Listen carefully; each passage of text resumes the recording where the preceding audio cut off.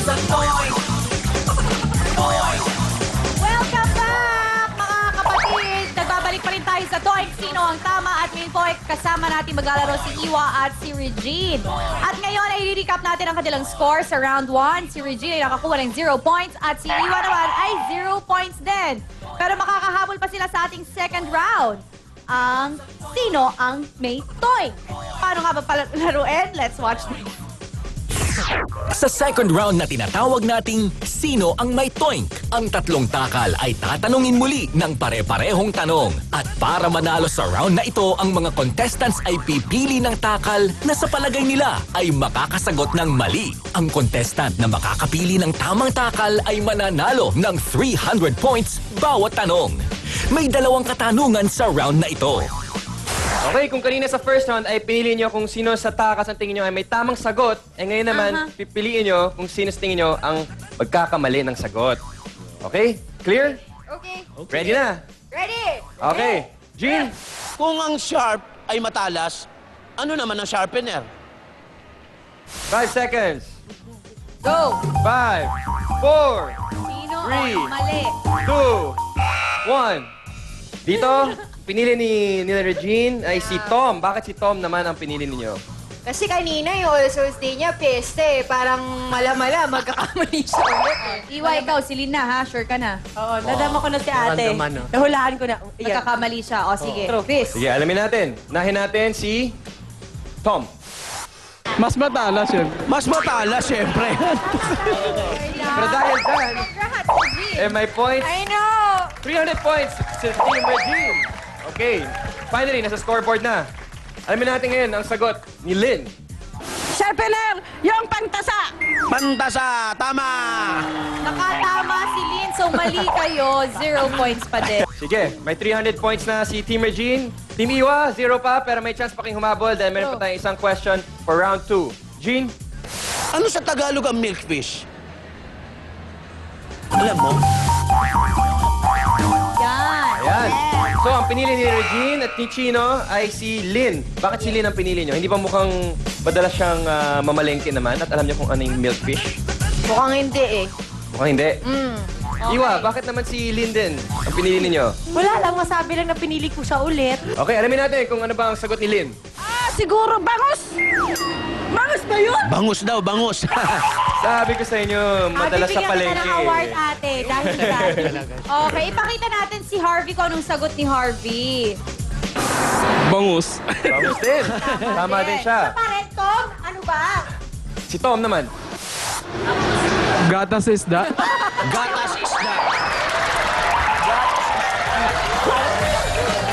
At dahil dyan, sa round na ito, walang nakakuha ng additional 300 points. So after round 2, Team Regine and Chino, total of 300 points. At si Team Iwa and Regyo naman, ay 0 points pa rin. Pero ito nga ating third round, ito ng last round. Dito natin malalaman kung sino makakasama natin sa jackpot round. Yeah. So, kailangan galingan nyo na, ha? Kaya natin. Paano nga balaruin ang ating round 3 ang Toink Master? Let's watch this. Ang contestant na may pinakamaraming points ang unang pipili ng kanyang pambato na takal. At kung sino ang makakakuha ng tamang sagot ay makakatanggap ng 500 points. May tatlong katanungan sa round na ito.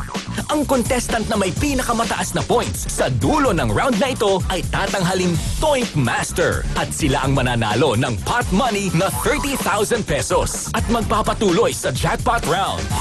Ayan, Toink Master ang round na ito. Big points can be earned. Akalain mo 500 points for each correct guess ng ating mga celebrity teams.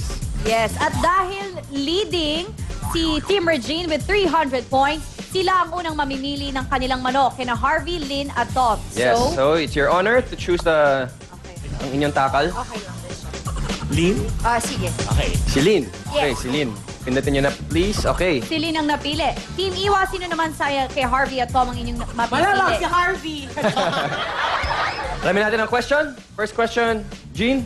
Ano ang tinutukoy ng tatlong bituin na nasa watawat ng Pilipinas? Okay, right or wrong? Pili na.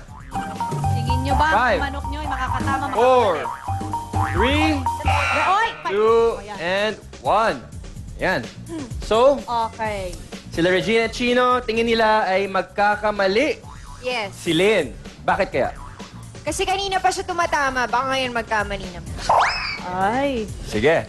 At si Team Si Iwa Iwa, naman, tingin nyo, tama si Harvey. Oo, tama siya. Oo, tama. Oo, kasi watawat ng Pilipinas sila. At saka, si Jose Rizal yung ano niya eh. Lahat naman sila, Jose. Loko mo. Sige nga, tingnan na nga natin bago pa magkabatukan dito. Okay, alamin natin kung anong sagot ni Lynn. KKK! KKK! Mali! Gusto ko yan! Okay, at dahil dyan, meron kayong additional 500 points. For a total of 800 points. Oh, Team Iwa, ito na si Harvey. Ayun, atayukan. Hindi ko Mali. So, 0 points ang nakuha pa rin ni Team Iwa. At ang tama pong sagot sa 3 stars ng ating watawat, ito po ang ibig sabihin ay Luzon, Visayas at Mindanao. Okay, next question. Ano ang mas malaki? AA battery o AAA battery? Okay, ano Nakapili tingin na mo? kayo ng sagot? Yes. Okay. That's it. So, ang napili ng sagot nila Team Regina at Chino ay mali. Okay, ito na. Dito natin malalaman kung sino mag-advance sa ating jackpot round. Lynn. Triple AAA! Tatlo! Tama, double eh. Tapos madami, triple ha! At dahil mali ang pinili ninyo, ay meron kayo additional 500 points!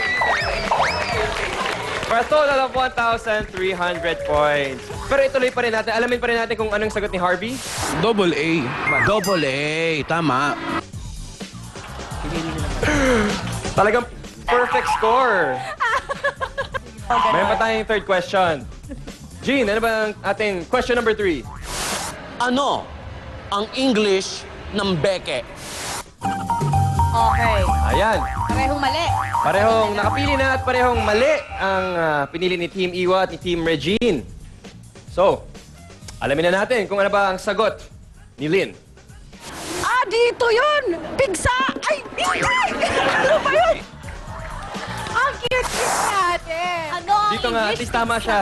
Dito nga naman yun. Pigsa. Oh, pero hindi pa yun. Malaki-laking pigsa yun, ha? Okay, tingnan natin si Harvey, Team Iwa. Beke. Misil. Missile. Yes! I'm so proud of you!